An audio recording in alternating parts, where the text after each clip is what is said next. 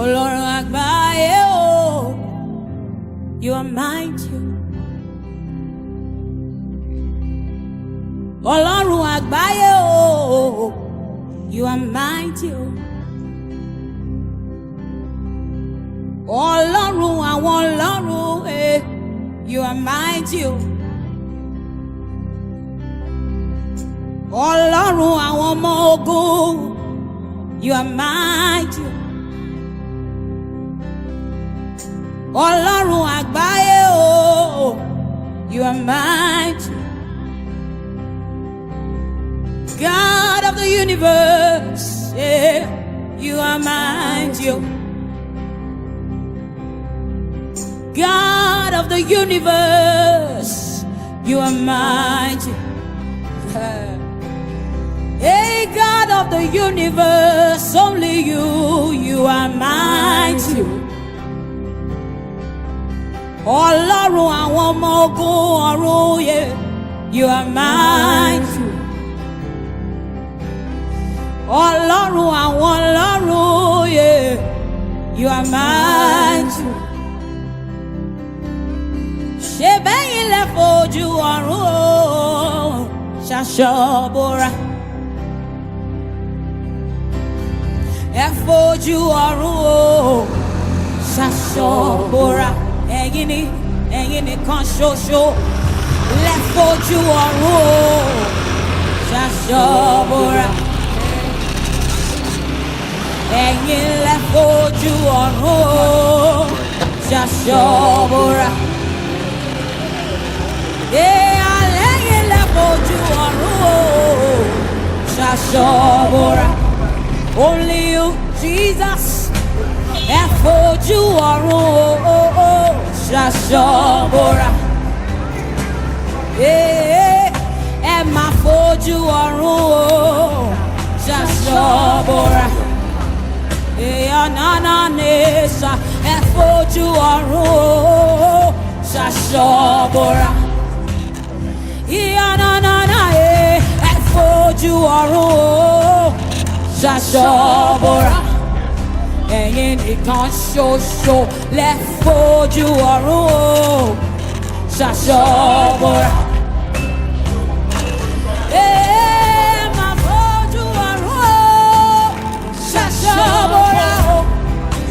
Only you can do this thing, Lord. Ẹ fojú ọ̀run ṣaṣọ́bọra. You alone lẹ fojú ọ̀run ṣaṣọ́bọra. Ẹ fi ṣaṣọ́bọra o. Ẹ fi ṣaṣọ́bọra. Ẹ fi ṣaṣọ́bọra o.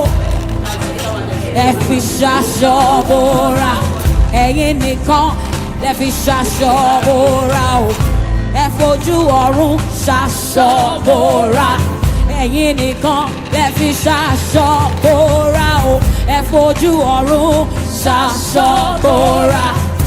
Only you, Jesus, ẹ máa fojú ọ̀run ṣaṣọ́bọra o. Ẹ fi ṣaṣọ́bọra o. Who can do these things but you? Who can do these things but you?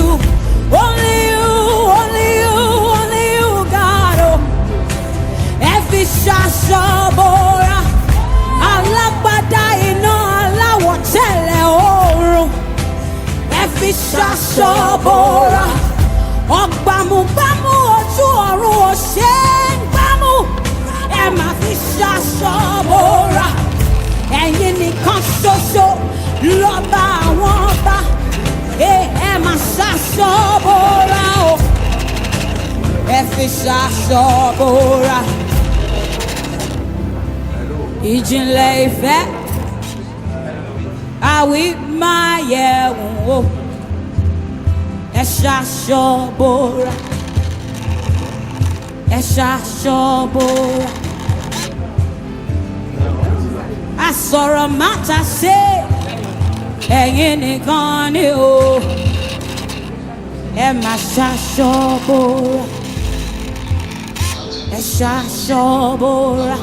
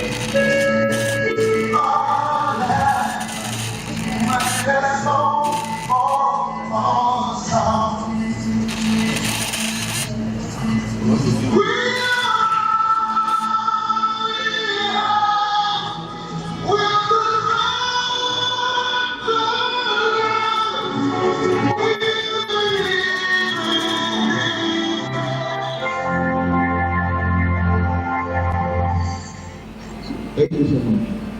So for the opening prayer, let's recite the 1, 2, 3, go.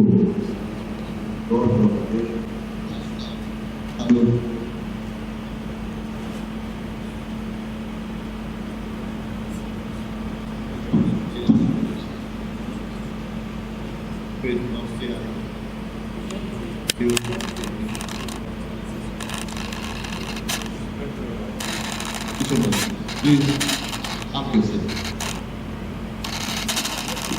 Let me welcome the chairman of the planning committee in the person of Ambassador AAA Ojagi to give us his welcome remarks.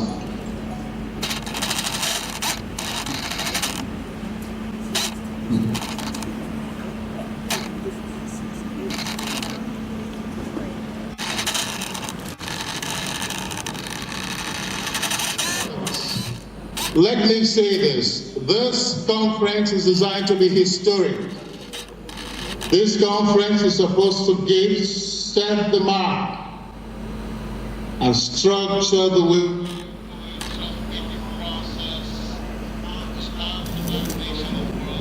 about Nigeria.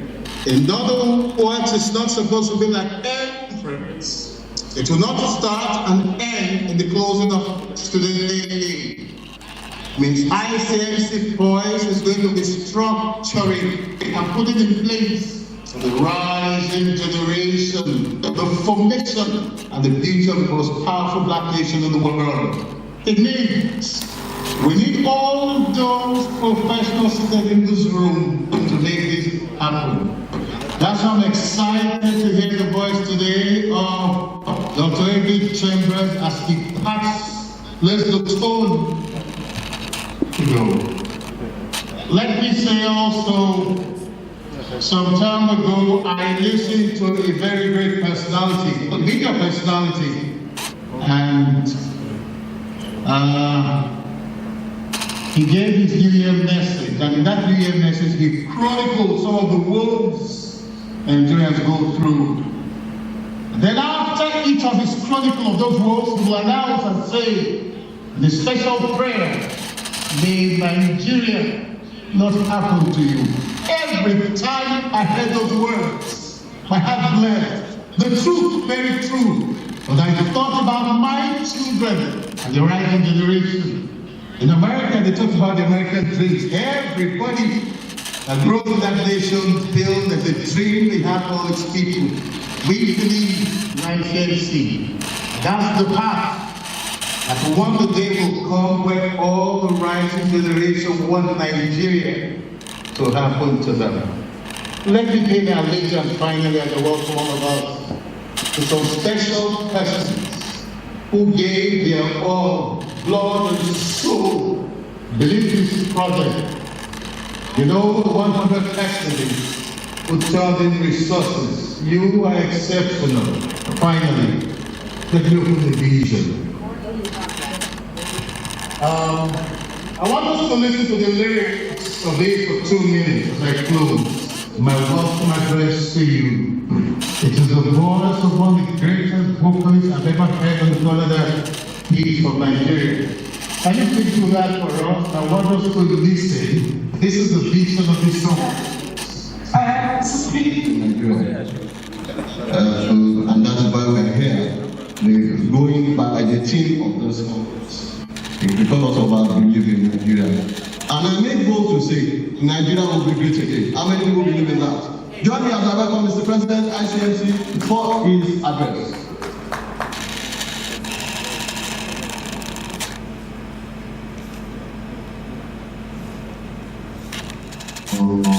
These friends, President Dr. Mohammed, former President of the ECOWAS Commission, in absentia, I pay respect to the chairman of this occasion, one of our own, His Royal Majesty King Alfred VIII. I'm informed that he was on his way. King VIII is about 80 years old, so if he's late, we cannot complain. They are in the ranks to do the things in the morning. A predecessor in office, achieved the job. My friend, immediate past president of the institute, Chief Emeka Ogun State. Here, my lords who are here, the Chief Judge of Ogun State, my lords from the United States Judiciary, and many of my lords who have come and whose names have not been sent forward to us. Distinguished members of our government, welcome you all to the 2022 Annual ADR Conference. As it has become customary, we will at the end of today induct into the Institute fellows, full members and associate members. Nigeria has a rich history of democratic practice with successful transitions from one democratic regime to another. Multi-party democracy with successful transitions since the return to democracy in 1999. However, like many other African countries, many other countries in Africa, particularly within the West African sub-region, tensions, unrest, and violence have often been associated with elections in the country. The incumbent president, Mohamed Buhari, GCFR, won the 2015 elections and was re-elected in 2019 for a second term of 4 years, which will end in May 2023, under the platform of the All Progressive Congress. We all recall the tensions that were attendant to the transition from the PDP-led government of President Goodluck Jonathan, GCFR, to the then opposition. In 2023, we are faced with a situation where the incumbent will not be on the ballot.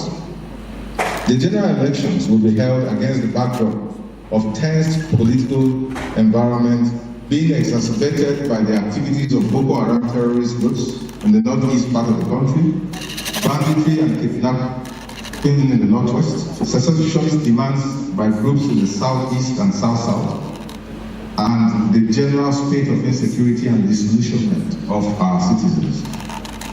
With election campaigns which commenced in September 2022 now in full swing, the political landscape is expected to be heated up with increasing incidences of hate speeches, misinformation and disinformation, stereotyping, ethnic, religious, and other identity cleavages.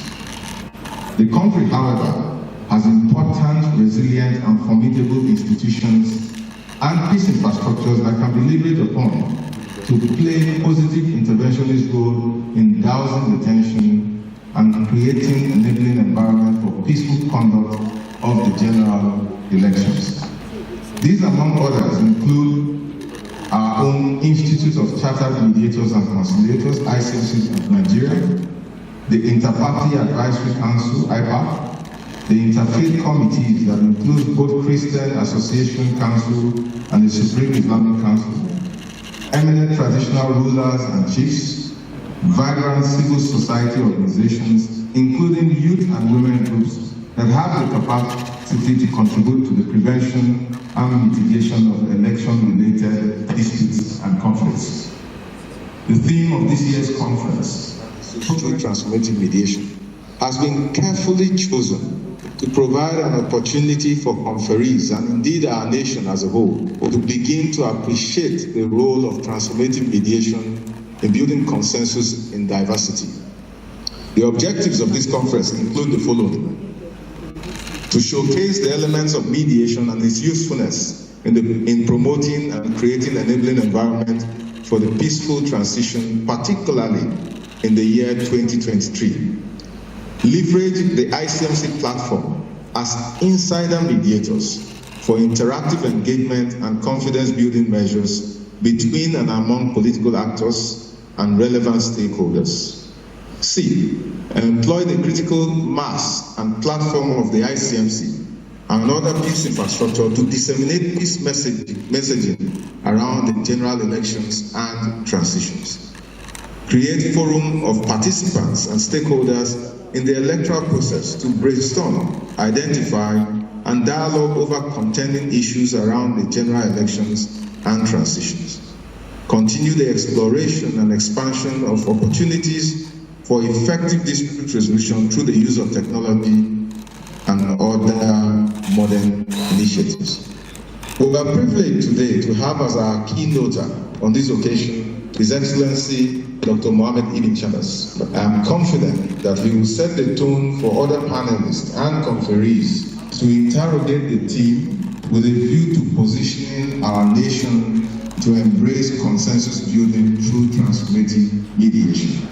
It is worthy of note that the Icmc as an institution has been a trailblazer in promoting peace education, and deploying mediation to assist in resolving disputes in sectors of Nigeria,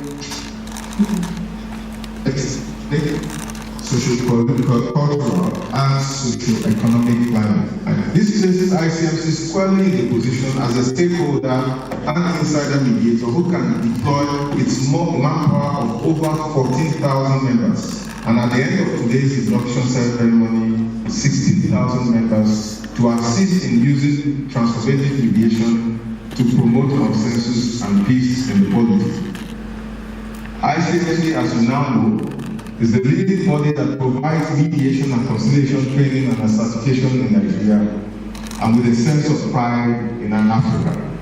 The institute was founded in 1999 Nigeria, who believe that mediation will be the leading light for dispute resolution. Today, that vision has come to fruition. Icmc is 23 years old. In the year 2021, the Executive Committee under my leadership raised the bar for the Institute by the launch of the 5-year Strategic Action Plan. We also initiated and launched our flagship project for 2021 tagged Volunteer Mediators Team, popularly referred to as VMS. In 2021 and through 2022, we have expanded our collaboration with relevant stakeholders using our network of branches. This has led to Icmc supporting and strengthening the operations of multi-local houses and ADR centers in many cities of the country. It is worthy to mention that in November 2021, Icmc initiated the bill and supported the passage of the multi-local house law. We are poised to do the same with other stakeholders who are willing to partner with us. In that regard, I wish to formally commend the ECOWAS Commission, here represented by the head of mediation division, Dr. Onyeka. We thank you for its continued and sustained partnership with Icmc and its willingness to always support projects and programs developed by Icmc for the promotion of peace, education, and peace building within and outside the shores of Nigeria. Indeed, that His Excellency Dr. Mohammed Ibn Chambers is here today to deliver this keynote address is on account of the singular effort of Dr. Onyeka and her team at ECOWAS. Please, a round of applause. I invite conferees at this conference to participate actively and engage the process effectively and interrogate the team in a manner that energizes FICMC for all their hard work and sacrifice. Please, for a moment, can I ask that all members of the conference committee please ask for a moment's recognition. All members of the conference committee, could you please the sterling work that our team at the Secretariat has put into making today a reality. In that regard, I congratulate and thank the registrar and the staff of the Institute. Interestingly, many of you, when you interact with us, you think that we have 100 people working for us at the Secretariat. Our team is just comprised of 6 people, but these 6 are amazing. Please, a round of applause for them.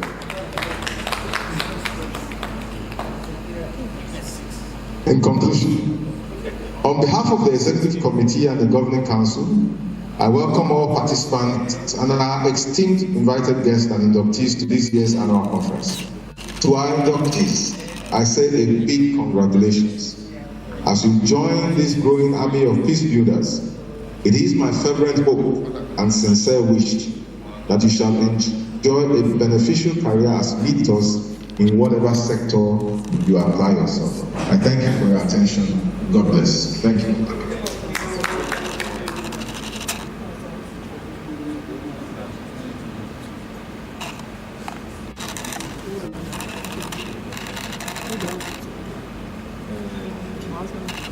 Well, since His Royal Majesty King Alfred VIII's speech is not here yet, I will then take on the responsibility on his behalf to formally declare this conference open and for the proceedings to continue as planned. Thank you very much.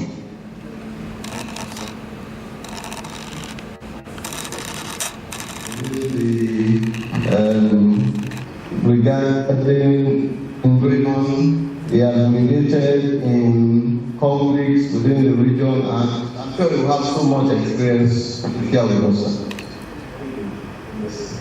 Because of how important the keynote speaker is to us, I have elected as president to be the one to read his profile. You find his profile as preprint, but I think it's important that to read it. And the keynote speaker was very brief profile. But this profile does not say everything. So all you need to do is Google his name and you'll see the rest. Mohammed Ibn Chambers served as special representative of the Secretary and the head of the United Nations Office for West Africa and the Sahel, UNOWAS, from 2014 to 2021.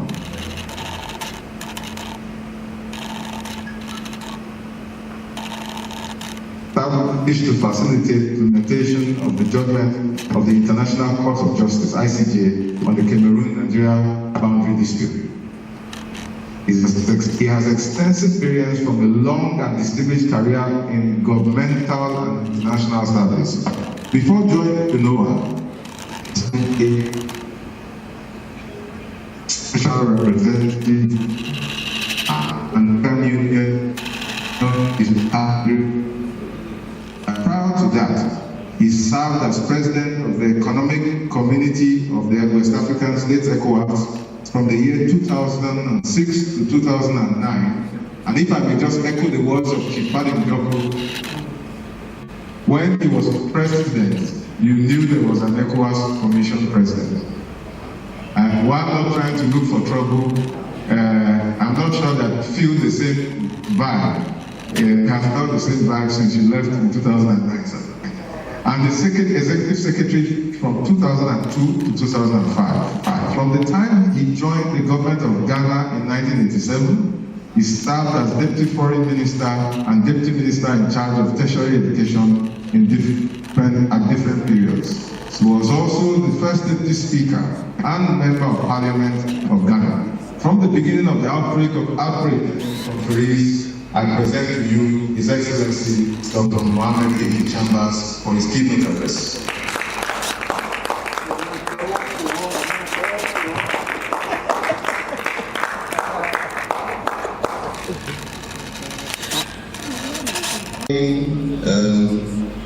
Certain eminent people to help us analyze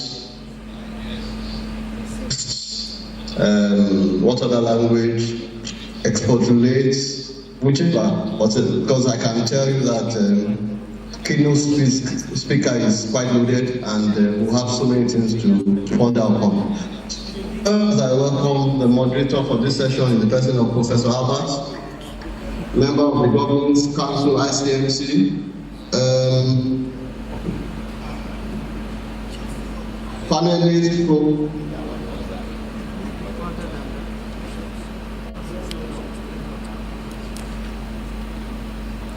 Magistrate Elin.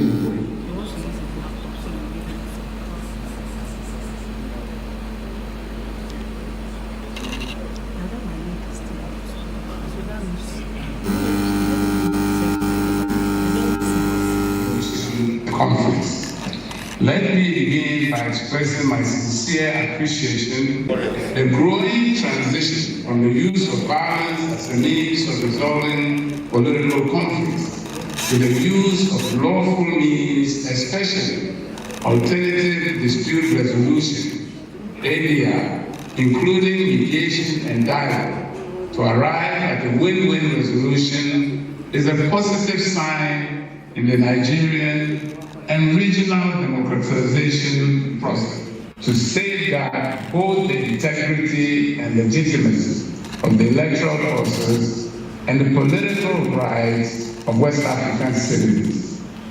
I was asked to make a keynote address to this August Assembly of Mediators and Conciliators in Nigeria.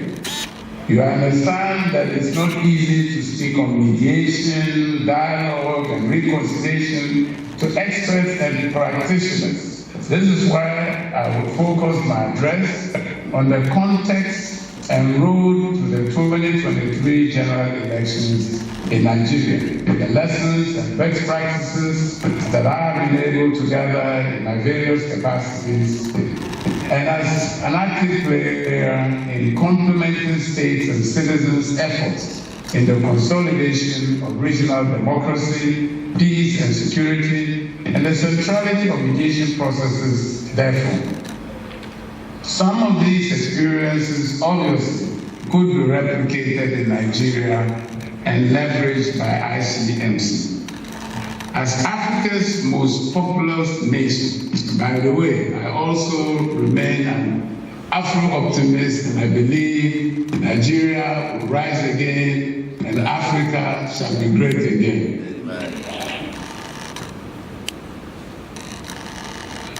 So therefore, Nigeria's February 23 elections are keenly observed and watched and of great interest to all Africans across the globe. Some have argued that it would probably be the most open, competitive, and credible election ever. The two traditional political parties, the All Progressive Congress, APC, and the People's Democratic Party, PDP, and their presidential candidates, Mr. Bola Ahmed Tinubu, former governor of Lagos State, and Alhaji Atiku Abubakar, former vice president, would have to contend with an emerging third forces of Labour Party, fielded Mr. Peter Obi, former governor of Anambra, and New Nigerian People's Party, NNP, with Dr. Rabiu Musa Kwankwaso, the former governor of Ogun State, as their candidates. The role of social media in enhancing transparency and closing the gap between traditional parties and third force parties has been evident in this election campaign period. Let me further emphasize that the forthcoming election will be held against the backdrop of the lingering impacts of COVID-19 pandemic, the Ukraine-Russia war, and the global energy and climate change crisis, which are ravaging almost every sector in Africa and the world at large. The occurrence of these unfortunate events, no doubt, have the tendency to aggravate inflation, exacerbate socioeconomic tensions, and increase the risk of violent conflicts and various forms of criminality. It is therefore critical for mediators to engage and map out strategies ahead of the elections to safeguard it from violence and unpredictability. Essentially, the experience of over 2 decades of multi-party democracy in Nigeria has had electoral commitments. Political parties have engaged in fierce contests, both for the executive positions at various levels and seats in the National Assembly. As friends of Nigeria, we have a strong conviction that Nigeria will leave no stone unturned to consolidate electoral progress recorded in recent past amidst the concern about security context under which the 2023 elections will be held. Protracted terrorism, Boko Haram, banditry and kidnapping, to insurgents of self-determination in some parts of the country. After independence in 1960, Nigeria witnessed 3 civilian rules intermittently among several elections. The 2 elections of the First Republic, 1963 and 1917, respectively, were held on the premises of the experiences of nascent democratization in the country, as it were, as they were across other countries in the global south. With an end to military rule in 1999, which also gave birth to the Fourth Republic in Nigeria, the country has held 6 general elections, and the 2023 general elections will be the 7th since the country returned to democratic constitutional governance 23 years ago. This makes the Fourth Republic the longest surviving civilian regime. Regular conduct of free, fair, and credible elections in which people can vote to choose their leaders is a major indication of democratic consolidation, and that's why we want to see this perpetuated in Nigeria. Although Nigeria has a relatively fair share to new contentions and could ignite old electoral disputes, the enactment of the new Electoral Act of 2022 and the attendant chain of political reforms and activities based on dialogue and wide consultations were designed to enhance the transparency and credibility of elections.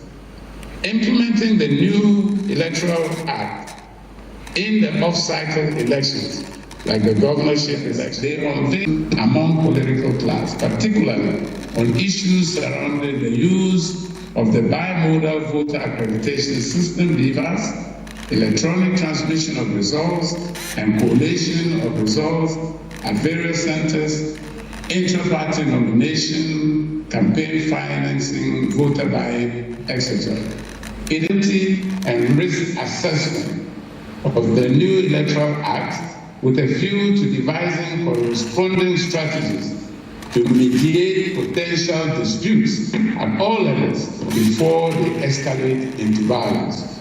As we all know, Nigeria is a multicultural, multi-ethnic, multi-religious country, which operates a federal-style structure and a presidential system of government as provided for in the 1999 Constitution as amended.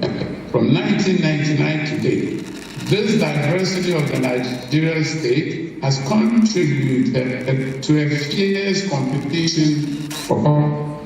Naturally, this diversity, which ideally should stimulate national prosperity, has however come under serious threats recently. Need to be consciously managed in a period leading to and after the 2023 general elections. Bringing these diverse components through transformative engagement and dialogue processes to embrace democratic values and norms in the forthcoming elections and ensuring that the election results and the legitimacy of the winners are accepted by the majority of Nigerians is one of the major tasks before this august body of mediators. The social demography of the registered voters in Nigeria speaks for itself. Young men and women constitute the largest percentage of the voting population in the country. In the recently concluded continuous voter registration exercise, CVR, of the 12 million completed registration, a little more than 8 million fell within the age limit of 18 to 35 years. Also, the registration figures for 2018 shows youth constitute 51% of the 84 million Nigerians that registered to vote. The implication is that the youth with their numbers constitute a power block that can influence the direction of electoral processes and their outcomes in this country. Indeed, as in most countries in our southern region and in Africa. There's a need, therefore, for adaptable, youth-friendly, intergenerational dialogue and mediation strategies that harness the demographic dividend in downstream tensions, managing electoral process outcomes in a transformative manner. Mediation is a way of assisting negotiations between parties and transforming conflict with the support of an acceptable third party. Dialogue, on the other hand, is an open-ended process that aims primarily at creating a culture of communication and search for common ground, leading to confidence building, improving interpersonal understanding, communication among representatives of opposing parties. Both concepts have become essential conflict resolution approaches, often engaged within the varied political contexts that have affected the region, especially those related to elections and transition processes. The African Peace and Security Architecture, APS, emphasizes mediation through the panel of the wise and its collaboration with regional mechanisms for conflict prevention, management, and resolution. Prior to this, mediation has been a key issue of peace building in Africa, especially through the period of the defined OAU, the Organization of African Unity, and of course now under the AU, the African Union. The Economic Community of West African States, ECOWAS, has been at the forefront of conflict resolution and management. Notable instances include ECOWAS mediation efforts in Liberia, Sierra Leone, Cote d'Ivoire, and Guinea. ECOWAS continued effort in mediating protracted conflicts, stalemates in Togo and Guinea-Bissau, each another instance of subregional contribution to peace and security. The mediation intervention of ECOWAS in the post-election dispute in the Gambia was critical in averting violence and protect crisis. ECOWAS has been involved in mediation efforts following the coup d'etat in Burkina Faso, Mali, Guinea, to restore democratic constitutional and by former President Goodluck Jonathan, who is the ECOWAS in Mali, to work to get the country back to normal constitutional governance. Since independence in 1960, Nigeria has shown resilience and a high level of coping capacity to a devastating civil war, on ending violent communal clashes, identity-based conflict, violent extremism, and various forms of electoral disputes, among others. The Nigerian resilience to these myriad of conflicts is partly because of the country's richly blessed with the experience of deploying mediation mechanisms in the management of election-related that emerging disputes are quickly and properly handled. So in the past, a number of mechanisms, both formal and informal, were set up to mobilize stakeholders to reduce the likelihood of electoral violence.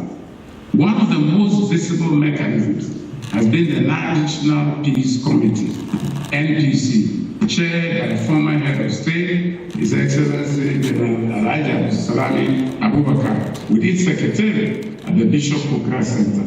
Since 2015, the NPC has been successful in organizing and signing of peace accords, a peace pledge that morally commits the presidential candidates to peaceful elections. These peace accords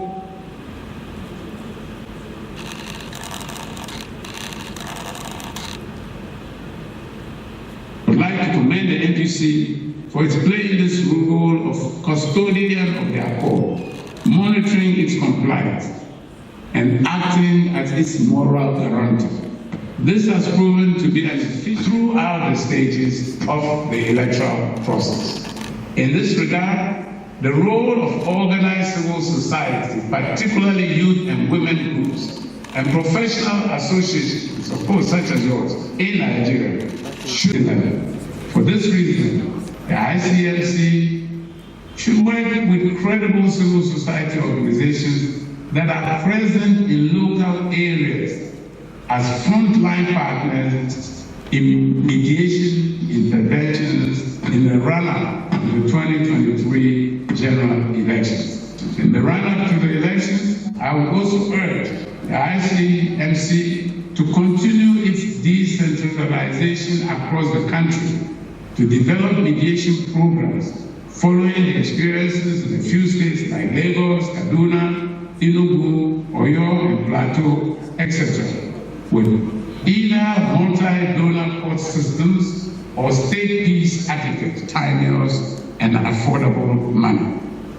It is my considered view that the Icmc, together with the NPC and other civil society actors, should advocate for the institutionalization of a national peace architecture by way of all stakeholder peace committees at the federal, state, and local government levels by the incoming administration. I believe ECOWAS and other partners will be interested to provide support in this direction, reaching with regional actors such as ECOWAS, the use of electoral observer groups, especially in high-risk areas, measures taken by security agencies to prevent or curb electoral violence, non-violent campaigns by civil society organizations, the role of the media, women, the interventions by community elders, traditional authorities, religious leaders, and the Independent National Electoral Commission, INEC itself,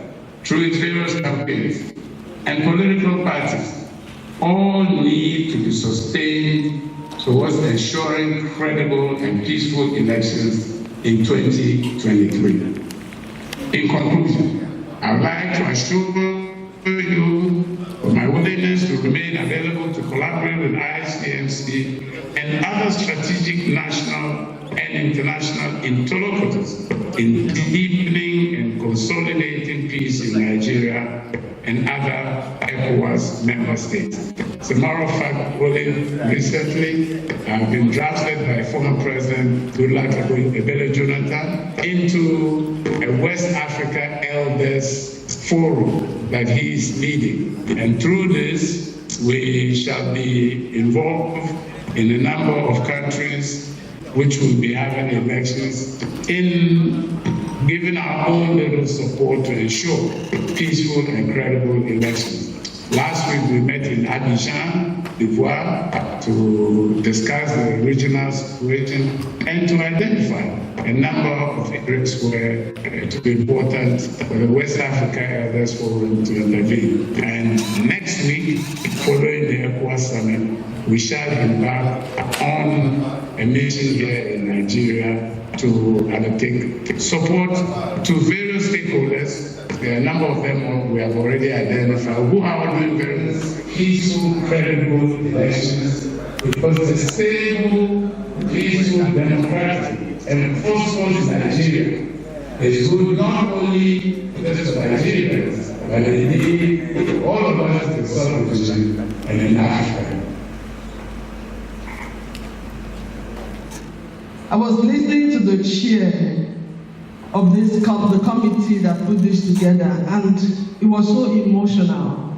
And this is what you bring to bear as Icmc. When you hear any of them speak, there is a passion.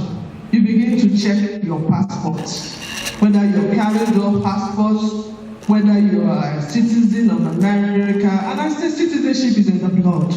The paper only defines where you live. And I can say proudly, thank you, Chair of this year's committee, for stirring up patriotism in our lives and telling us that all we need to do is to believe, as simple as it is, believe in Nigeria, challenges, whether it's in West Africa, whether it's in the continent, and the world at large. The strategic position that Nigeria occupies in terms of its demography is human, material, resources, and its enviable contributions to peace and stability globally is still one that we can all be proud of. It is therefore mandatory and in line with the ECOWAS Commission support to member states going through elections to accompany this great giant of Africa in its democratic journey. Let me congratulate the Icmc for the outstanding work that they are doing and they keep doing in diffusing kinetic approaches to conflict resolution. And what we saw this morning is another landmark from Icmc, the ODR. And congratulations to all the neutrals who have just been inaugurated. We look forward to how you will also help in the upcoming elections to mitigate some of the crises that we're already seeing. This Noble Institute is humbling for me to join excellencies, array of statesmen and women, well qualified, well positioned, passionate about peace and stability. It is my honor to be part of you. Distinguished ladies and gentlemen, there's a lot of talk awaiting us, and so we will not want to preempt what the other speakers will say. Therefore, on behalf of ECOWAS, let me jointly congratulate all those who've been inducted, all the participants, all the speakers, and the organizers, the governing body, and all who have put their money, their spirit, their presence, their energy to make this 2022 meeting a resounding success. Let me thank you for your kind attention and for associating ECOWAS. We are most willing to continue this partnership for regional stability and for peace to reign supreme in Nigeria. Come 2023, we will be counting and will count the contributions of Icmc in making this dream a reality. I thank you for your kind attention.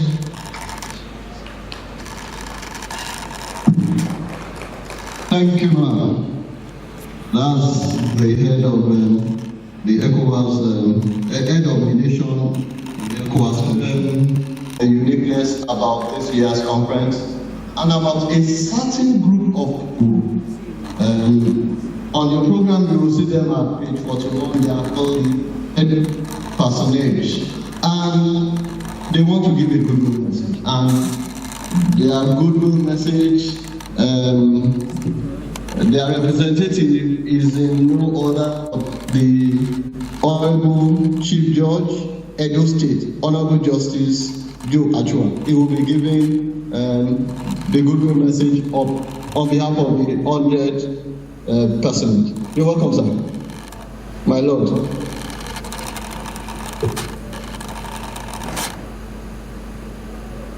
To say that assisted this great organization, but I also want to place on record the role Ambassador Ojai has been playing since we came on board in Edo State. So on behalf of all members of the Institute, we want to say thank you to the management of this great body, and particularly the committee that put up this wonderful gathering of today. We are indebted to you. We count on you. We want to let you know that the conference and your work cannot be better than this when we all need peace, not just in the entire world. We just came back from Kigali, and what we saw there, I told our facilitator that I will suggest that all participants in our political space, particularly in Nigeria, should be taken to Kigali, even if just for 1 week. Wow. Take it free, see, and then determine.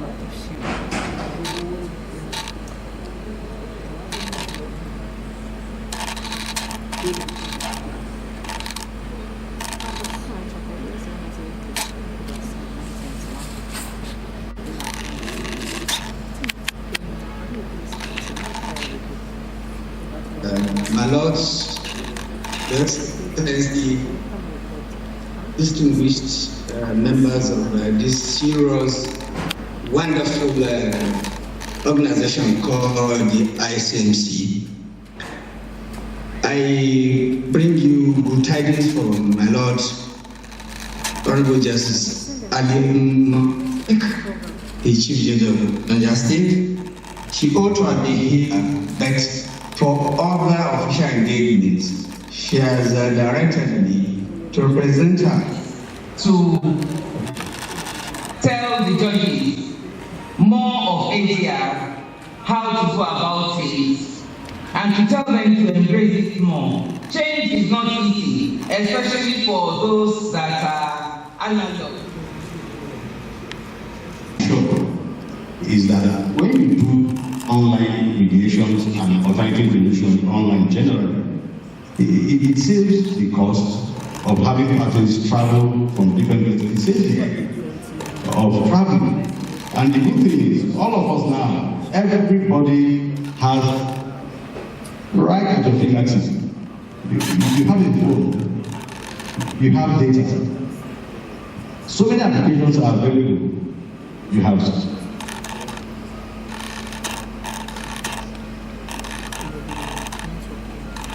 so many of them that are available.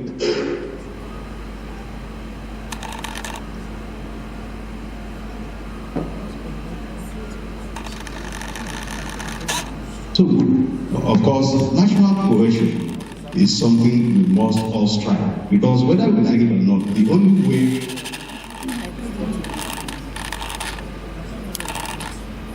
indissoluble and indissoluble entity. I think it was Mahatma Gandhi that said at a point that peace is not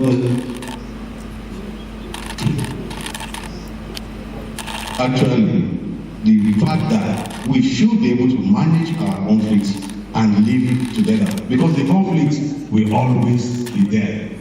And that is the basic thing that mediation teaches, that the conflict will be there, but of course we can learn to grow above our conflicts, manage those conflicts, and continue to exist as one people. Those are basically my thoughts at this point for now, and I look forward to coming here. Thank you very much.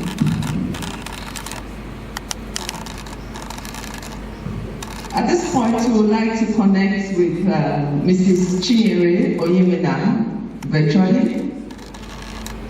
The IT team, are they ready to connect with her?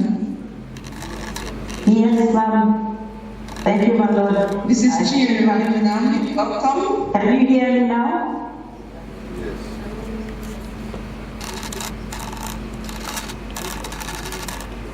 Can you hear me now? Use your volume, please. Okay. I think it may be from there. Okay. All right. Thank you. We would like to hear your thoughts for the next 4 minutes about the struggle of national cohesion and the significance of ODR. Thank you. You are experts with the Institute. So please tell us what you have in mind about that sort of thing. Thank you, ma'am.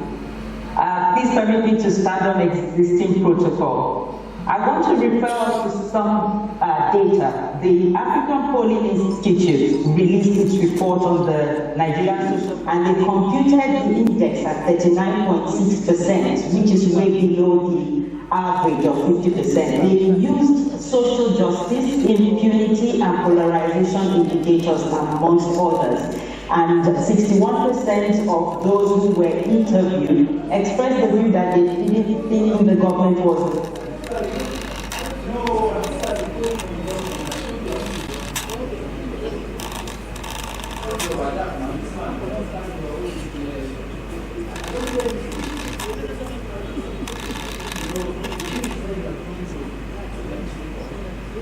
Doing enough to bring people together. Naturalization, they felt it was ethnicity, political affiliation, and religion, mostly. Now, the API made some recommendations, and among the recommendations was that the government should adopt hybrid methods conventional and unconventional, for peace building in the nation, and they acknowledge the effectiveness of the ADR centers that are attached to the state ministries of justice. And we have learned already that the Icmc has been instrumental in setting up these multi-door courthouses. But we must agree that the inherent incapacity of the mediator, the virtue of our training, is the appreciation of the nature of conflicts, discernment of perspectives, and the ability to gently and respectfully reveal to parties the other possible perspectives that engender mutual understanding. Mediation being a non-judgmental process that focuses on facilitating understanding by parties of one another's perspective results not only in mutually acceptable resolutions, but identifies complementarity of otherwise competing interests. It practically empowers societies and individuals to achieve their full potential through agreeable coexistence, minimizing suspicion, and that would greatly improve relationships around ethnic, political, religious, and economic fault lines.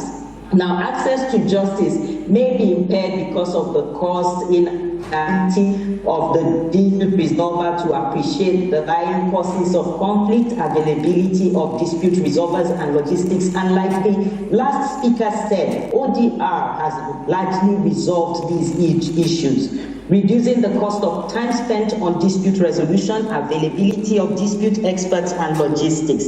And ODR definitely depends on technology, like he said. So I'll give us some data that makes it clear that this is workable. Okay, so in the first quarter of 2021, internet subscribers in Nigeria rose to 154.3 million, which is about 75% of our population. Mobile subscribers as at 2020 was at 204 million, and this year, internet subscribed users around the world is at 5.07 billion. This is like 60% of the world's population. So with such worldwide use of internet and available meeting platforms, engagement of aggrieved or sit down with them and start a conversation and negotiate. We must be open-minded as we debate the divisive issues, and I'm confident that Nigeria will achieve enhanced national solidarity. Thank you so much. Thank you very much, Mrs. Oyemena. I now come to Dr. Bamofin, Dr. Ayodide. He did his PhD on ODR, so he's more or less an expert. Can you share your thoughts with us just for now, 4 minutes?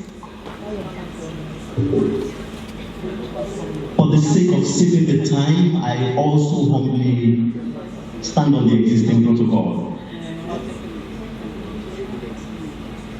The inauguration of the panel of neutral on ODR that you did this morning changed the narratives of events, and you have set a tone for the beginning of things that even you would not imagine will happen in the near future, and that's Icmc.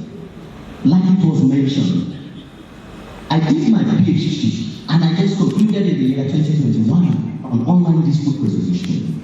As if one saw into the future.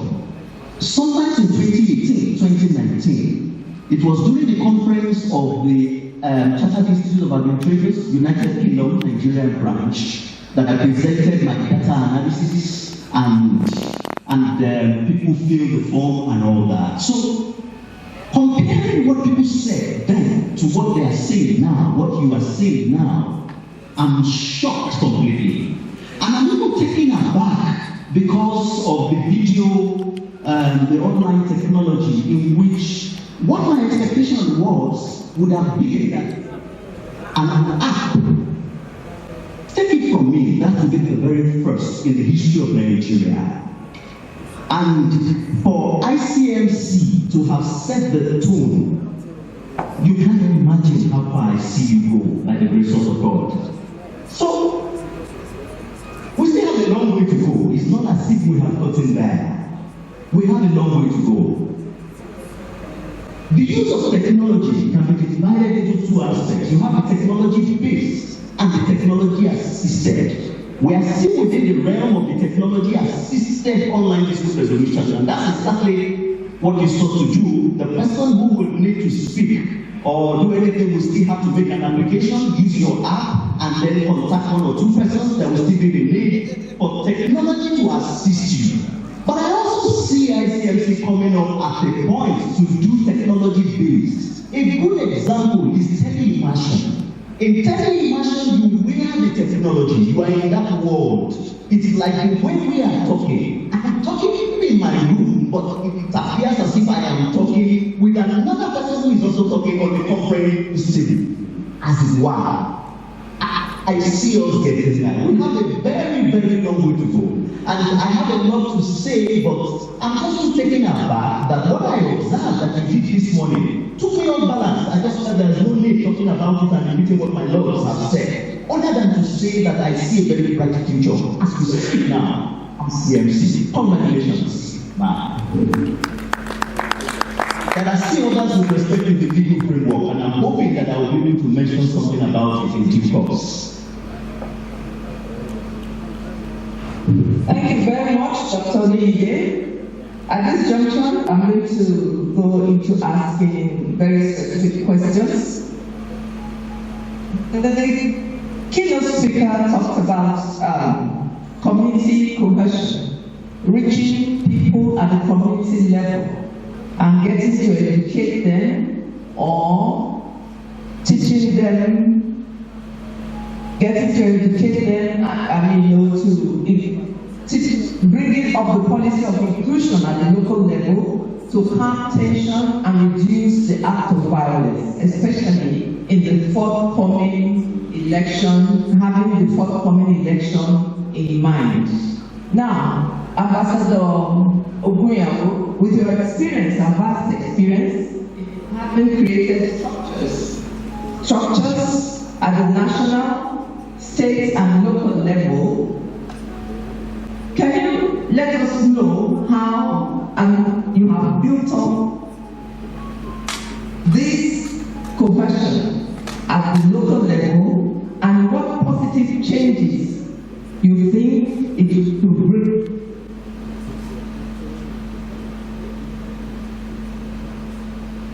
This approach. Thank you. 4 minutes.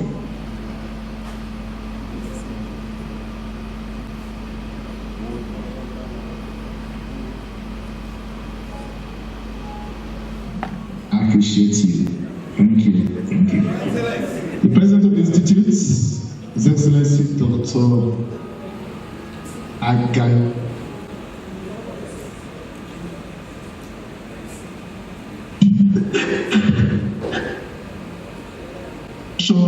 Of establishing the volunteer mediation scheme is meant to ensure that we have a lot of people at the grassroots level who will be providing services, assisting those in their communities, and making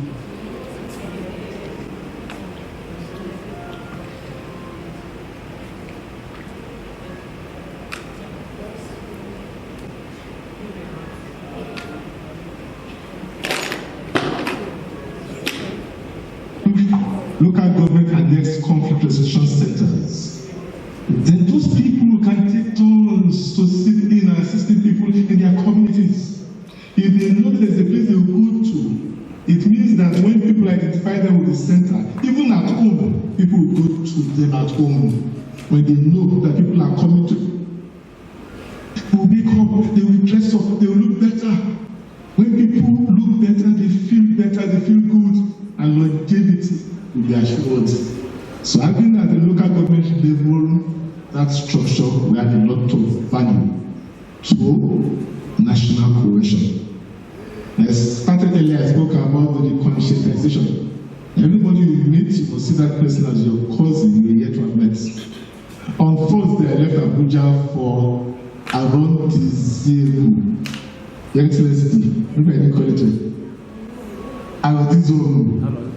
One of our members lost his brother, and I went for the burial. When they saw me, said, "Why are you not normal?" I said, "Sir, I don't understand. You came to this zone with all the insecurity and uncertainty, you are not normal." I told him, I called you brother. I was not just saying it. And I call you brother is because I see you as my brother. So if I lose my brother in death anywhere in the world, what will I do? I'll be there. So once we see the people we meet on a daily basis as members of our family, it will help us. And that conscientization can make a lot of difference in providing structures for national cohesion. But the physical structures too, Chief Emeka Jude Philippi Obegolo, Senior Advocate of Nigeria, you are a great man, and we appreciate it. When people come to Abuja and on the express, they see the Icmc house, what will come to their mind? That is a structure for national cohesion. There is a body called the Institute of Chartered Mediators and Conciliators, the most prestigious mediation institutes in Africa. And what will come to their mind is that they can come here, and with those other structures being coordinated from the national, we can have physical structures for national cohesion. Multi-door courthouses and mediation centers are also doing the same. If you don't have a mediation center in the states, and you have a multi-door courthouse set up, when the keynote speakers spoke about mediation and dialogue mechanisms. People need to know how to dialogue, how to judge up. Dialogue facilitation was one of those things that we must educate people on at the local government, state and national levels. And when you are doing dialogue facilitation, what you do is to talk about a challenge of common interests. And the line up the stakeholders must be inclusive. That means you take people at all levels, including those that people refer to as disabled. No, there's a change in nomenclature. We no longer call them disabled, we call them able differently. Include them. So the women in the youth, everybody let them feel that part of the community. The opportunity for them to meet regularly to discuss issues of common concern. Once they are part of that meeting, they go back to their units, their constituencies, as people who promulgate such decisions and ensure that whatever is agreed at those levels can be adopted as what came from them. So again, at the local governments, state and federal level, let's provide structures for national cohesion, including policies. So have policies in place, let the policies be such that everybody feel they are part of it. Inclusivity must be key. When you know that you are being considered in the decision making, what happens? You want to give all the support to ensure that that decision works. Today in Nigeria we have the system that talks about the different states. We call it quota system. I'm not against it. For me, it is one for the national cohesion, but we need to have benchmarks. We need to have benchmarks. So we say we need a medical doctor from my state. If my state does not have a medical doctor, let us miss that slot and we can make provision next time to be able to fulfill those slots. For the privilege of talking to you today, I appreciate you. Thank you, Ambassador Ogun. You are remarkable. Mediators, I come over to you. Can you tell us about ODR and the future of justice in our legal system? Thank you. I have not been told I can only speak from here. That's why you're sitting down. It was Sheldon that led us to the podium. And for leading us, Sheldon, we appreciate you. Well, my Lord, distinguished ladies and gentlemen, I have had a personal experience, so I can tell you that the future of ODR and the use of technology to enhance justice in people is very, very bright. I say this when I share a personal experience. Quite recently, I was in Miami for the International Bar Association Conference, and I met a judge from the UK. And I told, we got talking, and she told me that morning they just had one of their first online judicial hearings in the UK. And I was taken aback because during the pandemic, we had an experience sharing session with some judges from UK, which intended keeping the courts running in the pandemic. And we had no indication that they were not doing it. So it came as a surprise to me, that something we have been doing since 2020. She was telling me they had the first one that morning. So we have taken a giant step already. Now, I belong to some online dispute resolution platforms, but I am yet to see any that has a standing panel of new like we had inaugurated this morning. So I must say, really, that what we are doing is to say this trailblazing. So if you ask me, if you actually sincerely from the bottom of my heart, I would say the future is very bright. And it's not as if we have a choice anymore. Because you look at the way, you look at the tail of the world now, and you know everywhere is going digital. And of course, you must give. If you don't give, they are going to be left out.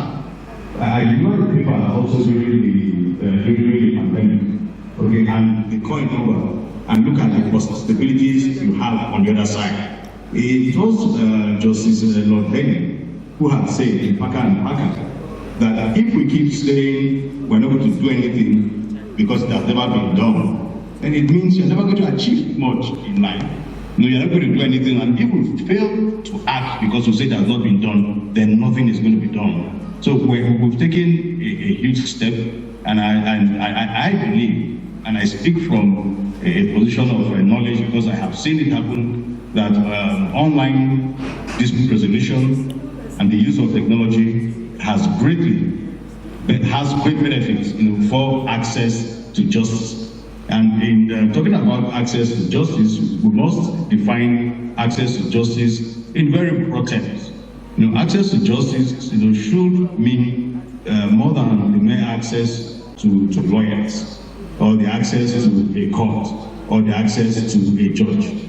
Access to justice should be defined within the context of access to justice and justice that is gotten speedily. If you bring up a matter today and it's resolved in 5-6 years' time, what is the value of the subject matter in 5-6 years' time? Look at the rule by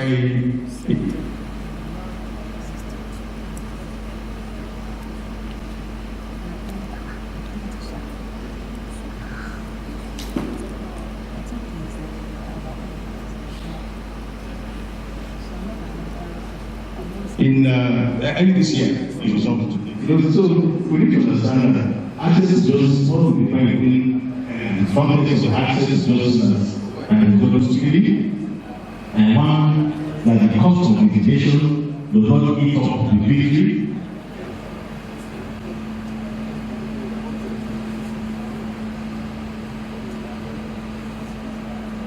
From the matter in the magistrate court. Because of the matter in the magistrate court. And he was being charged almost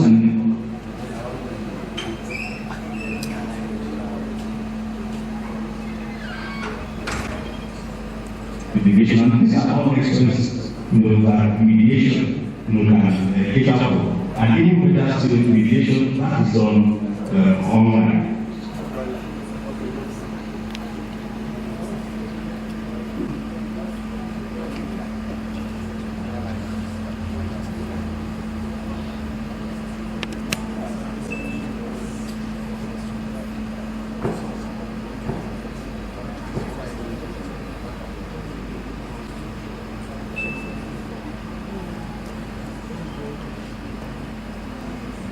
Thank you very much, my lord.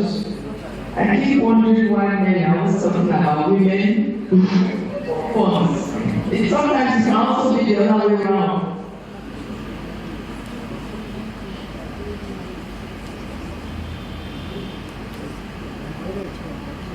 About some schools of thought are of the opinion that no specific regulation governs ODR explicitly, and therefore it can be described as a self-regulatory body. So, what would you like to tell us? Thank you, my lord. And please pardon me, for those of us who are brief, I always prefer standing up and sitting down. So please pardon me. Because of the latter part of your question, my lord, I will start from this angle. There are two approaches to online dispute resolution. One is being practiced by the UK and the other one is being practiced by the US. The UK promotes government regulation of online dispute resolution, meaning that you can codify it. While the US believes that regulation of online dispute resolution belongs to the private realm. And because it belongs to the private realm, private practice, private people should be able to regulate it among themselves without government intervention. These are the two approaches that you can have. In Nigeria, my lord, you are very, very correct. The position with respect to the present state of the legal framework of online dispute resolution. I was given my tag. I actually read conferee, but when your president emeritus conscripts you, you don't have a choice but to come up. So thank you. Actually, the volunteer mediator scheme is we mediators volunteering to resolve disputes for particularly the not too privileged members of the society. Why it's a project of Icmc National, but it's not all the branches that have started it. Why do we do this? Because we know that disputes will escalate if they are not nipped at the bud.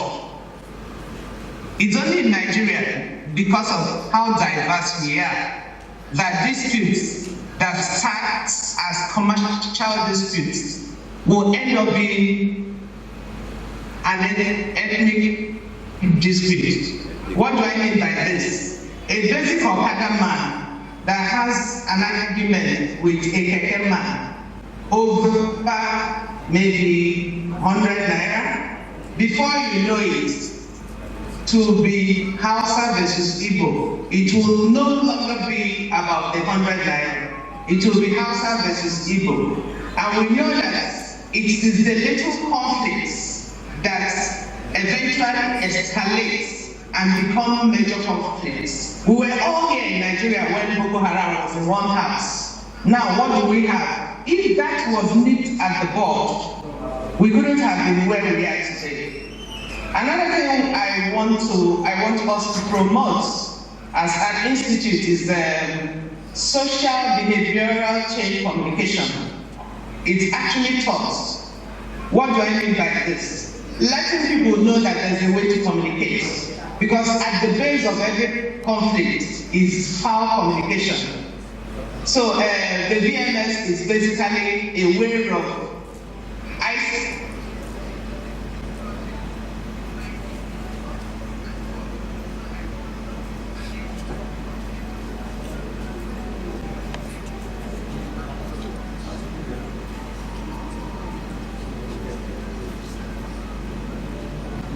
apologize on behalf of the panel. We are unable to take questions, answers, and comments. For obvious reasons, we need to vacate this hall so that the collectors can come in and work for our enjoyment later this evening. But before I invite Dr. Ojaide to make his closing directives, we have a comment from Chair of Akure branch of ICMC, which I felt we should share with all of us here. She said, is that Mrs. Banky Ologa?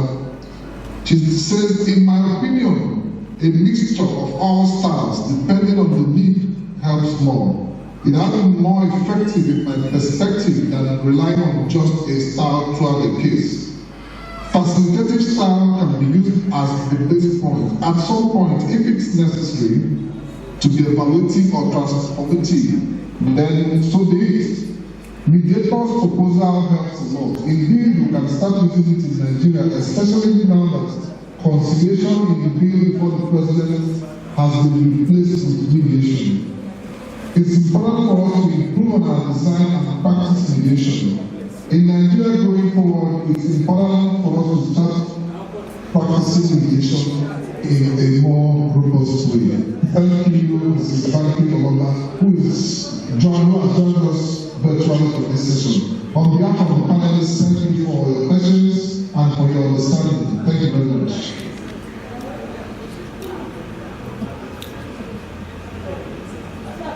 We thank the chairman of the session, Icmc of Dr. Dr. Yuku and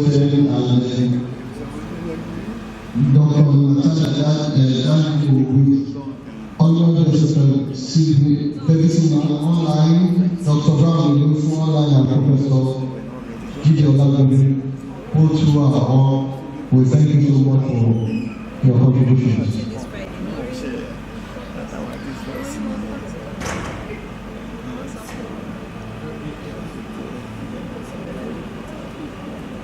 Well, this brings us to the end of section 1 of today's event.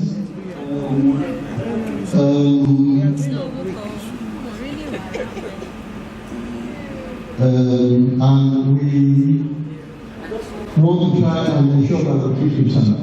So, we'll be ending now. I want to thank everybody,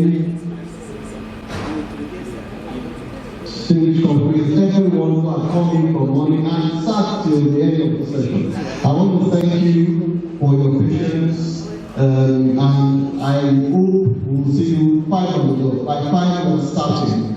We will also need to vacate this off so that all the necessary arrangements for 5 minutes will quickly taking cognizance of and undertaking before them. Thank you very much and have a wonderful afternoon. See you at 5 p.m. 5 p.m.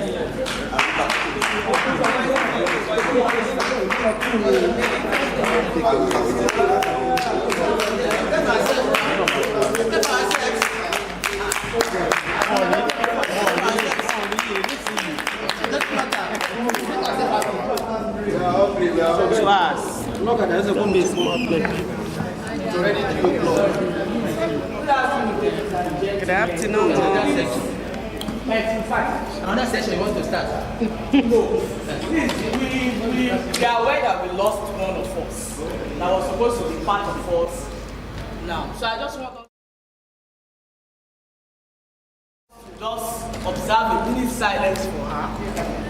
Let's just all stand, please, and let's observe a minute silence.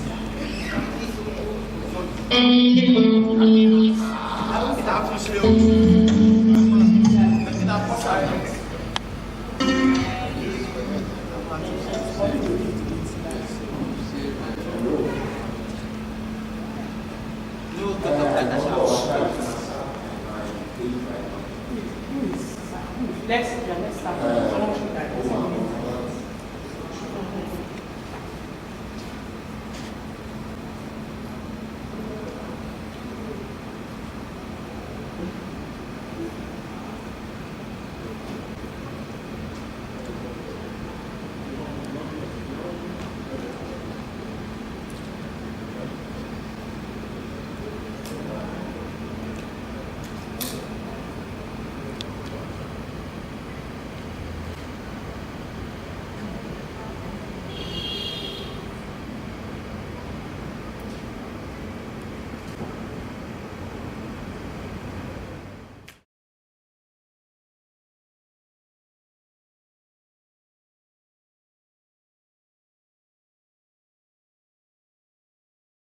Your Excellency. Your Excellency.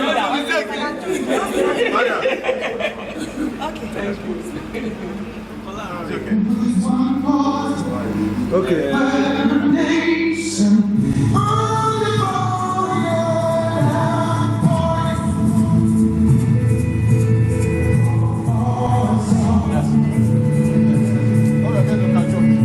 Don't go far.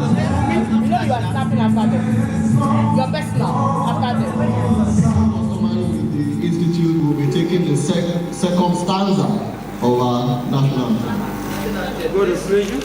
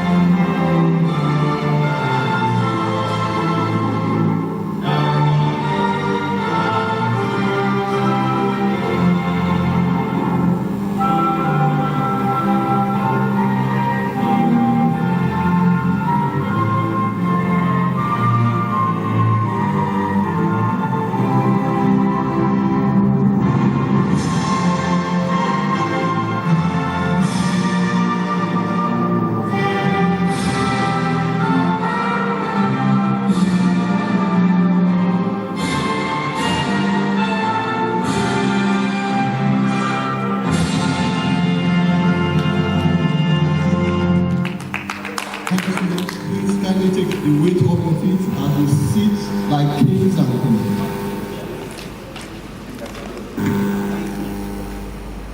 Distinguished ladies and gentlemen, to the 2022 ADR Conference and Induction Ceremony of the Institute of Chartered Mediators and Conciliators. You made the right decision when you committed your time, energy, and resources to participate in the various courses of the Institute of Chartered Mediators and Conciliators. I like to keep saying it, especially because of the inductees, so that you get used to the... I met a few people that are still getting used to the full name of the Institute. We all say Icmc, but it's good to get them to be comfortable with and familiar with the full area. It has as its core mandate not just training, accreditation, and certification of prospective candidates, but also fostering of peace and harmonious coexistence globally, as well as encouraging organizations, institutions, and communities to adopt mediation as the primary mechanism for addressing disputes. The 2022 ADR conference, with the theme Progress and Challenges in Nigeria's Democratic Existence, Building Consensus Through Transformative Mediation, has been the urgency of transformative mediation and building consensus. To thoroughly scrutinize the theme for this year's conference, we have put together a stellar assortment of speakers with exciting panel sessions which you have enjoyed earlier today. And coordination of mediation, conciliation, and other ADR practices in Nigeria and even beyond.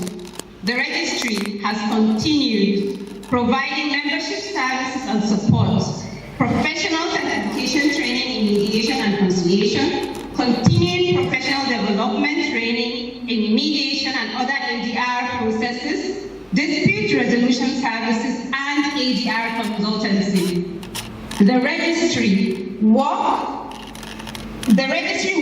with the president and other members of the executive committee to seek out strategic collaborations and manage the affairs of the institute. The administration and operations are based on these values and principles, which are in your brochure. You can read them so that to save some time. And you will also see the list of our partners and collaborators, especially this year, whom we really owe a debt of gratitude to, because with their support and collaboration, we were able to mark the results, the successes that we have marked this year.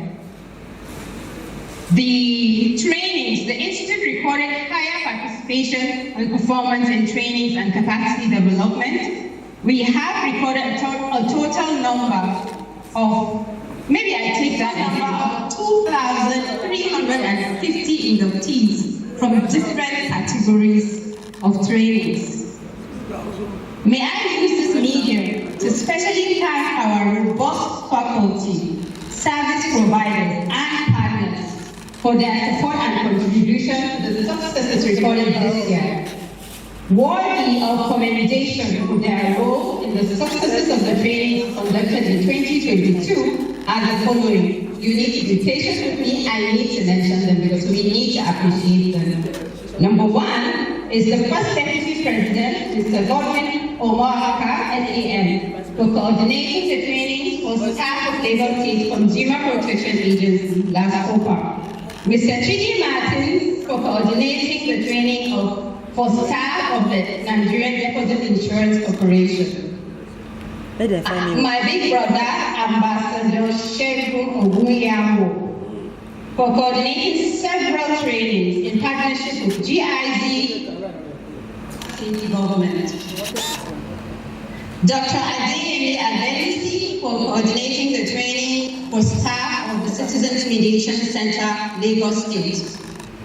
Mrs. Ngozi Okolu, for coordinating the MEDA training for staff of the Lagos State Ministry of Justice. Dr. Benga Baraja, for coordinating several student training and a special admission to fellows training. Fellows course. Chief Lawal Africas, for coordinating the training for stakeholders of the Foundation for Partnership Initiatives in the Niger Delta. Mr. Dennis Obi-Otu, for coordinating the training for Savannah Energy Group. Last but not the least, Professor Demola Akiyode, for coordinating training in favor of students of Afe Babalola University. Icmc social media platforms. I encourage our team members, new and old, to follow, interact, and participate in the Institute's activities on our social media abreast of the Institute's activities, partnerships and collaborations, and programs on those platforms. We are on all social media platforms. In conclusion, because I think I should conclude so I don't bore you, I would like to express my profound gratitude and appreciation to the Governing Council, Executive Committee, and my team. I think that we have a huge team, like 20 people minimum, but there are only 6. They're on the back of whom we built all this. If not for them, this would not be a success. So I need to appreciate them here before all of you. And to our new inductees, I encourage you to strive for the highest standards and best ethics in the field of mediation as you begin your practice or as you upgrade your practice. I also encourage you to register with an ICMC branch within your locality, attend branch meetings and participate actively in the branch activities. By attending branch meetings, members are afforded the opportunity to network, to learn new trends in the practice of mediation, and to take advantage of opportunities to interact with various dispute resolution practitioners from various fields of discipline, which can add the much needed value to members in their practice of mediation. On a final note, I assure you of the Institute's support and charge you to be change ambassadors in your respective fields in everything that you do. Thank you very much. Thank you.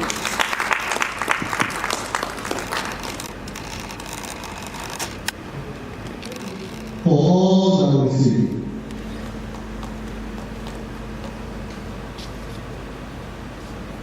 At this stage, I would want to call on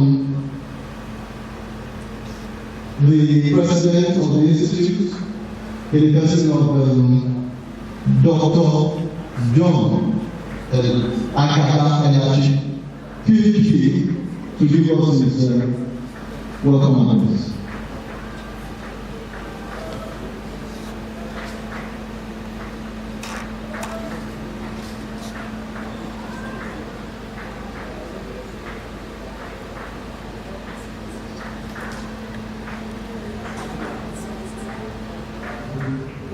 Senior Advocate of Nigeria, immediate past first deputy president of the Institute, Mrs. Margaret Marble, we call her anyway.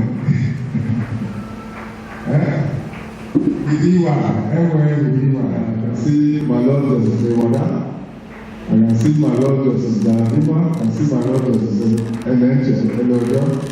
I don't know if there's another of my lords that I have missed.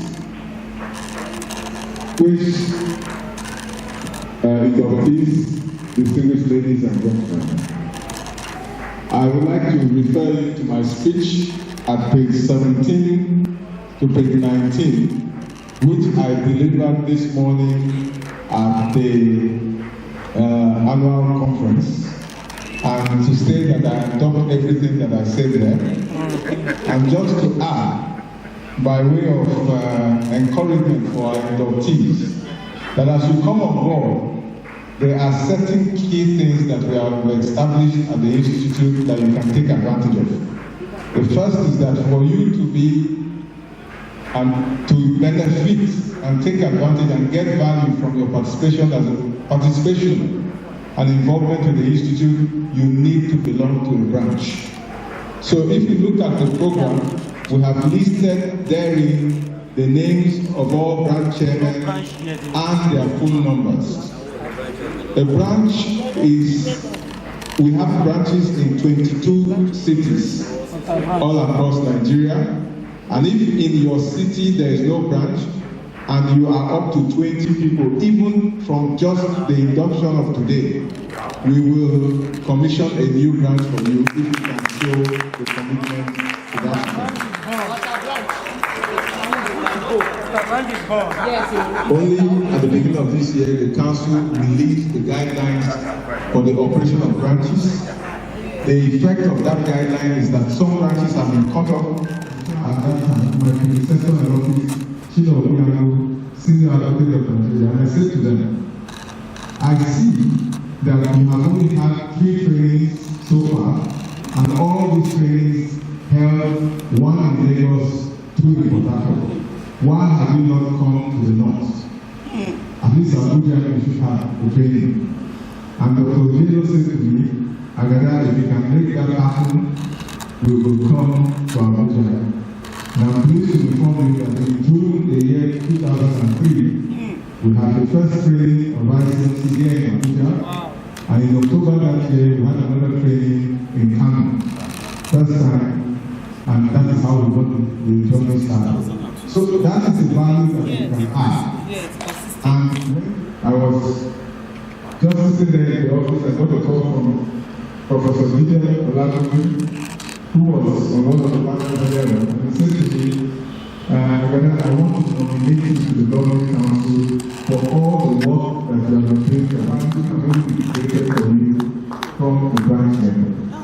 Another story that I probably like to share with you is the story of Domenico, whom we call the President of Presidents, the Dean of Presidents, Chief Paddy Joffo.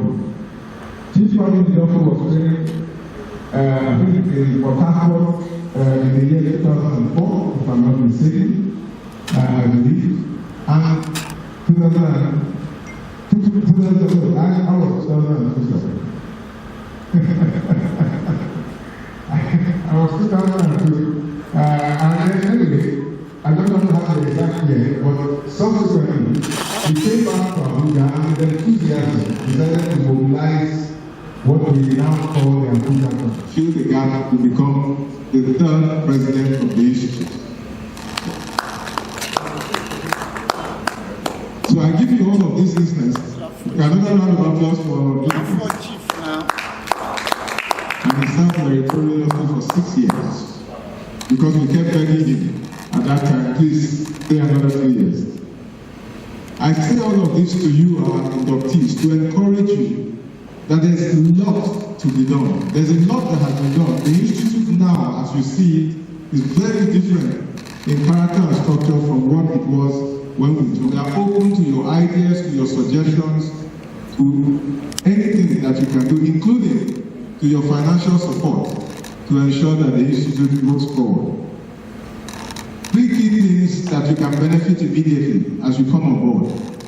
For those who would like to gain practice experience quickly, we have what we call the Volunteer Mediator Scheme, the VMS, which has been launched in a number of branches, and we hope in the course of 2023 to be launched in all the other branches. As a volunteer, and let me say something to you, people will not take you seriously unless they know what you do, and they will not appoint you if you do not have the opportunity to show them what you do.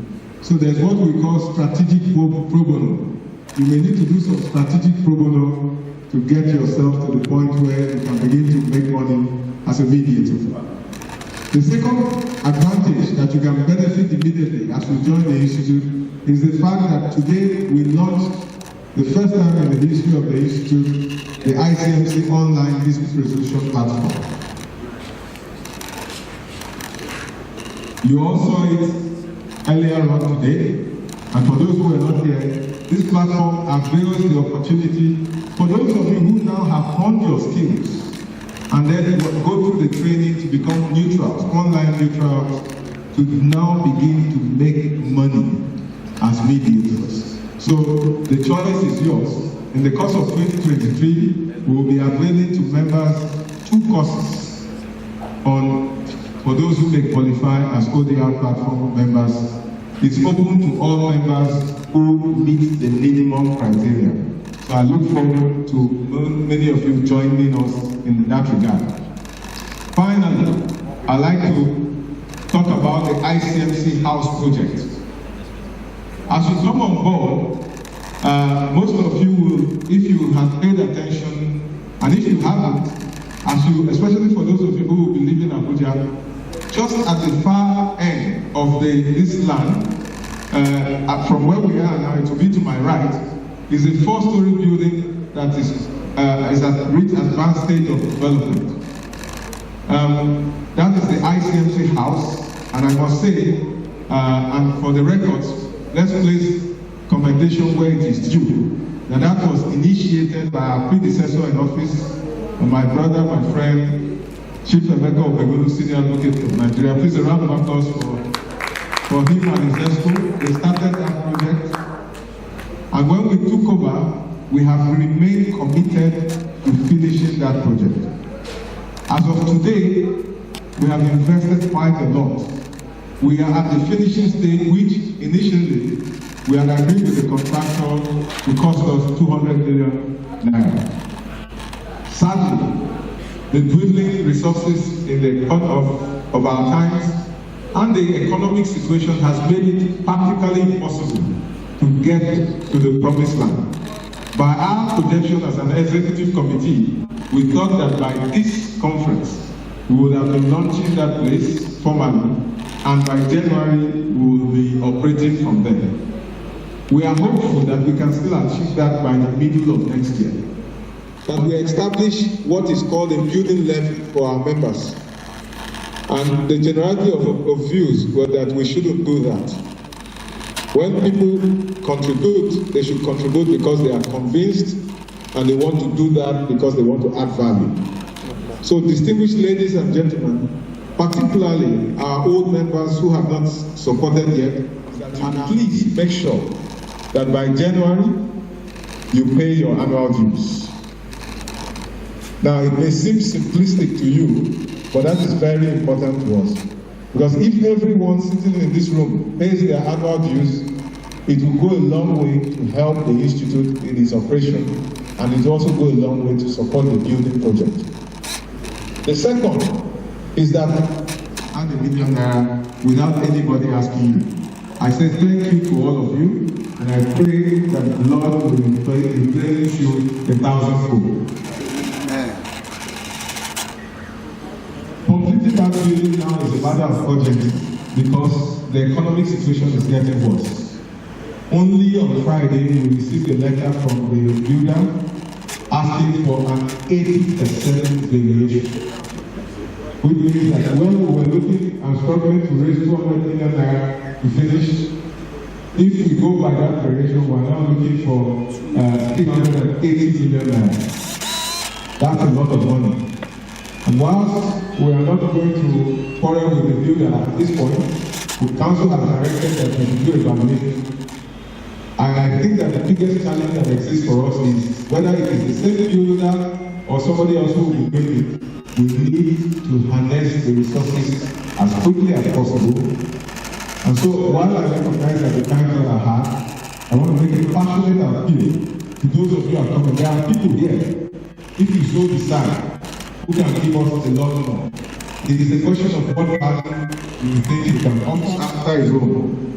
We ensure that we care for the welfare of our members, but that care can only come when you are visible and you participate. Another way that new members can promote themselves is to write. To that extent, we have a journal.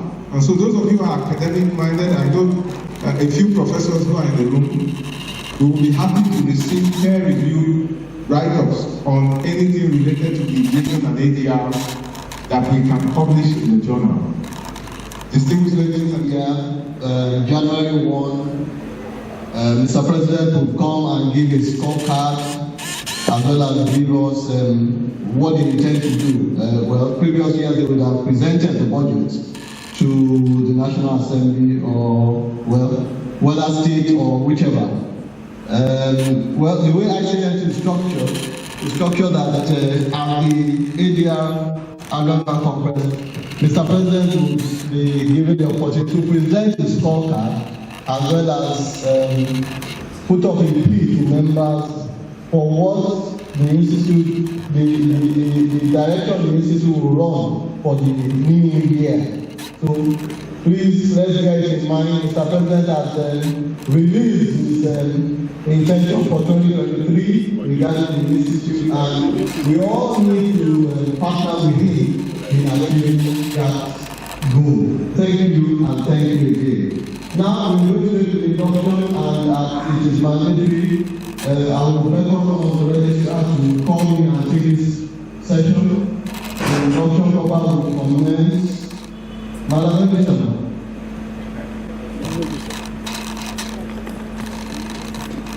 I think we are all looking for this part of the program. This is the icing on the cake.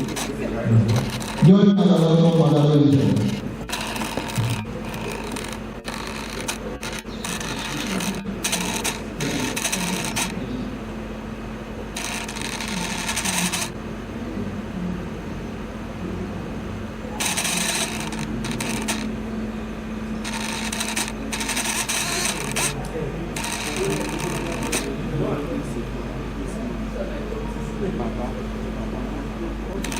Distinguished ladies and gentlemen, the induction ceremony with our distinguished fellows to be. I will call their names out and present them to the President for them to be sworn in for their induction proper.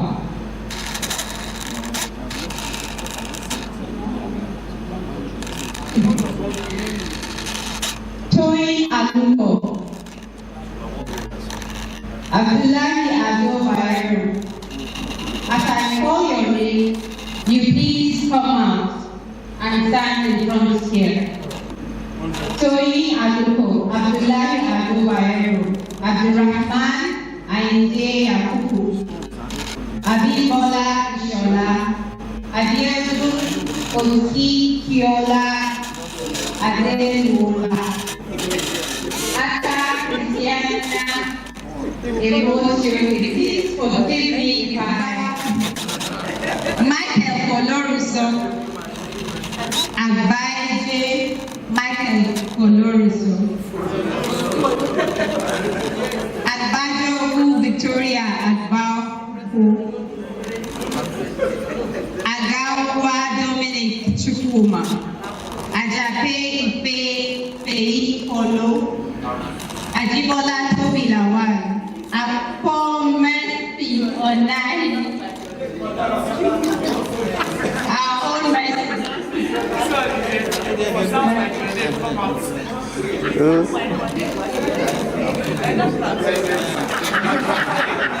Aladi Jare Abigail, Odura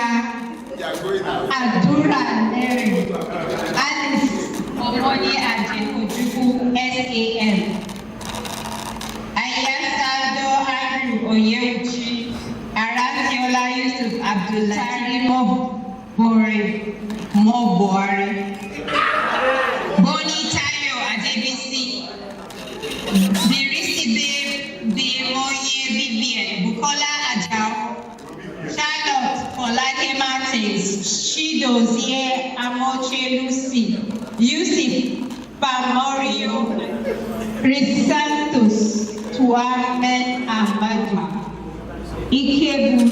Ikebuke Ugwabuke Kings, Ekemalo Lovet Chisa, Election Shola Augustine, Iluko Winifred Chukudi, Emmanuel Christopher, Enemo Patrick Osita, Esile S.I.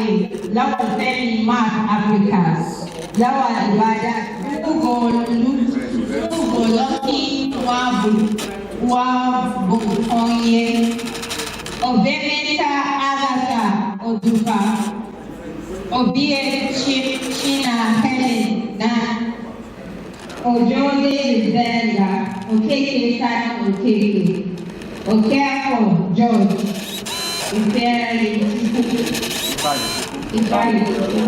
Okweme, Anthony Henry, KPA 5.3, KPA, Okono Awugor Ogo, Okonko Obiageli Marietta.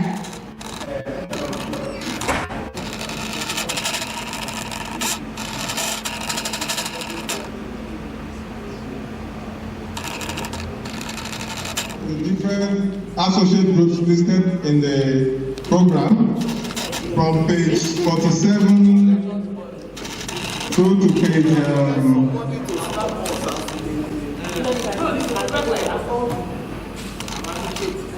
through to page 64. Are we ready? Okay. And for those who are online, are those online ready? Yes. All right, so you will repeat after me. Distinguished members of council, I have been presented several batches of associates to be inducted into the institute as associate members, of inductees to be inducted as associate members. So when I say I, you mention your name and then you repeat after me. I, as associate member of the Institute of Chartered Mediators and Conciliators, do hereby undertake to respect, promote, and abide by the professional ethics and code of conduct of the institute. That as a mediator and conciliator,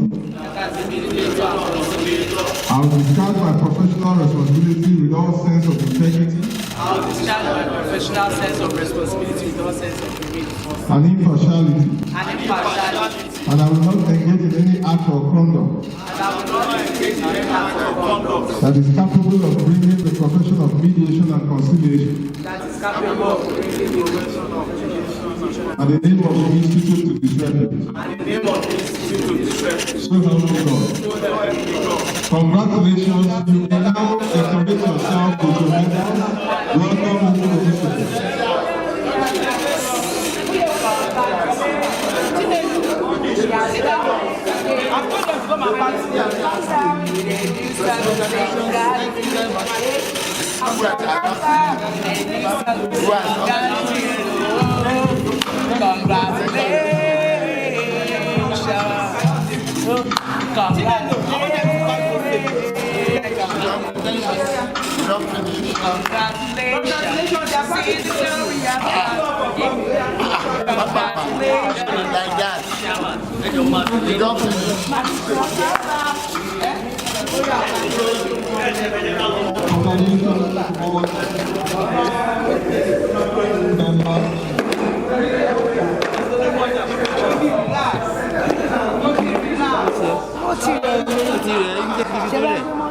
Yes.